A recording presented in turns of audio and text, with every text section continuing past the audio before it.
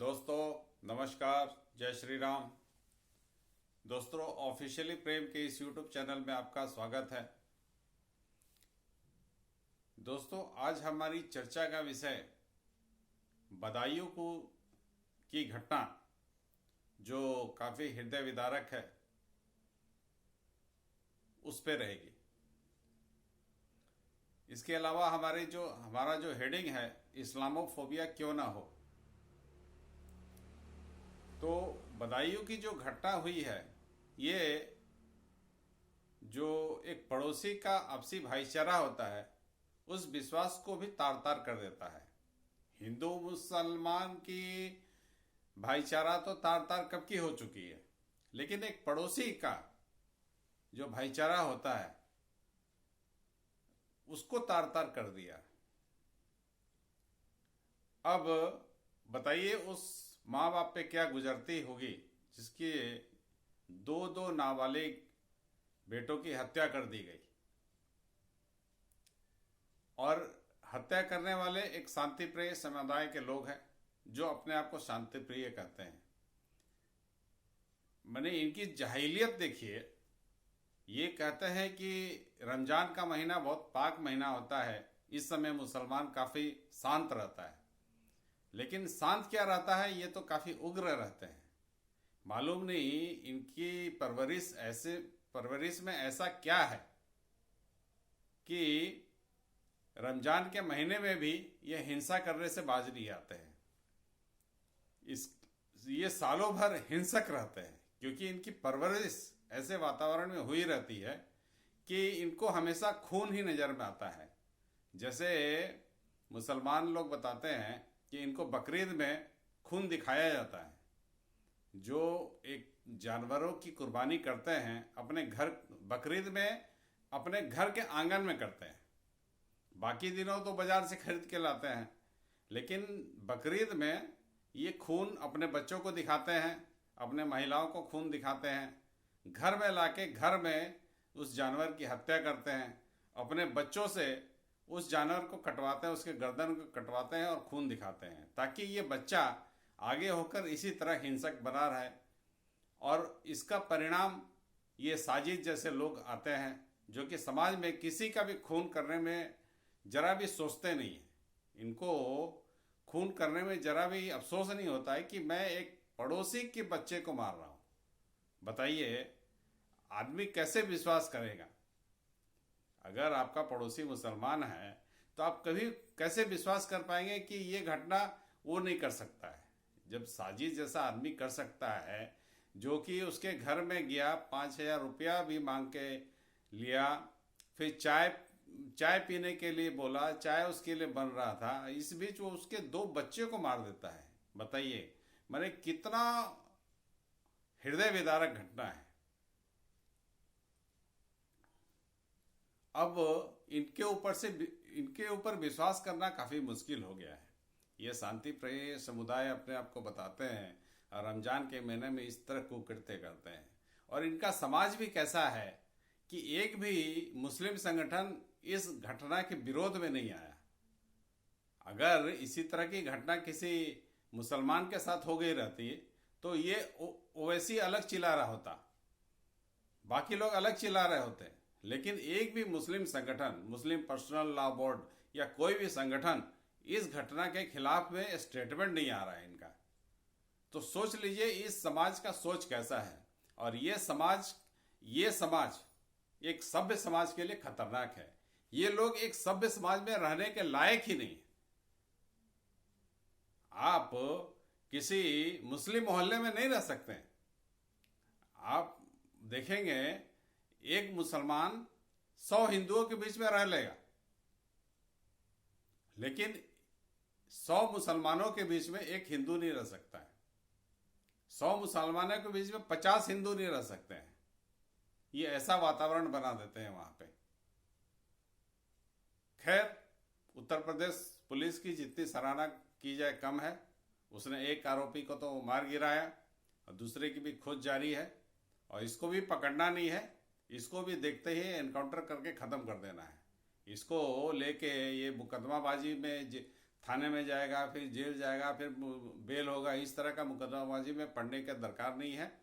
UP police को चाहिए कि इसको भी एनकाउंटर कर दे। अब मुसलमान समाज को अपने आप को सोचना होगा, अपने आप से पूछना होगा, क्या हम लोग सभ्य समाज में रहने लायक हैं? इनको जहां पर भी मेजोरिटी मिला वहां तो रहने लायक छोड़ते ही नहीं। आज देख लीजिए पाकिस्तान, इन्होंने पाकिस्तान लिया कि हम लोग अपना अलग रहेंगे, और पाकिस्तान को बर्बाद कर दिया। पाकिस्तान आज बर्बाद है। पाकिस्तान के लोग दूसरे देशों में जाते हैं भीख मांगने के लिए, भीख मांग के इनका चलता है। पाकिस्तान में ऊपर से नीचे हर कोई भीख मांग रहा है। वहां के यूट्यूबर भी भीख मांगते हैं, वहां के लोग भी भीख मांगने सऊदी अरबिया जाते हैं, यूएई जाते हैं। अभी एक रिपोर्ट आई थी यूएई से कि वहां पे खैरात मांगने वालों में सबसे संख्या ज्यादा पाकिस्तानियों की है। तो ये तो इनका चाल चलन है।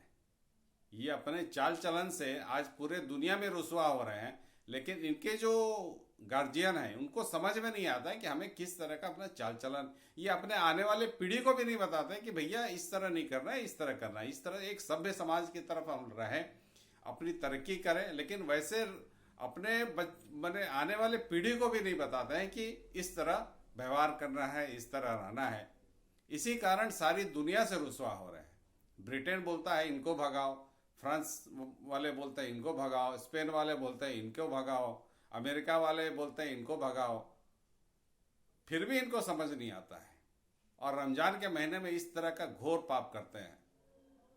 उस माँ पे क्या गुजर रही होगी, इसके दो नाबालिग बच्चे मारे गए। भगवान की आत्मा को शांति दे, जो आत्मा चलेगी उसको शांति दे, और इन माँ बाप को इस दुख में सहने की शक्ति दे, ताकि वो अपने आगे का जीवन ठीक से गुजार सके। इसी तरह की एक घटना बेंगलोर में हुई दोस्तों। बेंगलोर में एक दुकानदार, हिंदू दुकानदार, अपने दुकान में हनुमान चालीसा बजा रहा था। अब 3-4 मुस्लिम युवक आए, उससे लड़ने लगे कि हनुमान चालीसा क्यों बजा रहा है, तुम इसको बंद करो। बदले में उनसे आपस में कहासुनी हुई। कहासुनी होने के बाद आपस में मारपीट होने लगी। ये इसका सीसीटीवी का रिकॉर्डिंग सोशल मीडिया में चल रहा है, आप लोग देख सकते हैं। अब इनको ये चाहते हैं कि हमको रोड में नमाज पढ़ने दिया जाए, लेकिन कोई बंदा अपने दुकान में हनुमान चालीसा बजा रहा है, इससे इनको तकलीफ है। तो इनको कौन समाज अपने यहाँ जगह देगा? इनको कौन समाज अपने यहाँ जगह देगा? ये आपसी भाईचारे को बिल्कुल खत्म करना चाहते हैं। सिर्फ हिंदुस्तान में नहीं, पूरे वर्ल्ड में ये चाहते हैं कि ऐसा ही हो। इसी कारण ना इन पे कोई विश्वास करता है, और ना आने वाले समय में इन पे कोई विश्वास करेगा।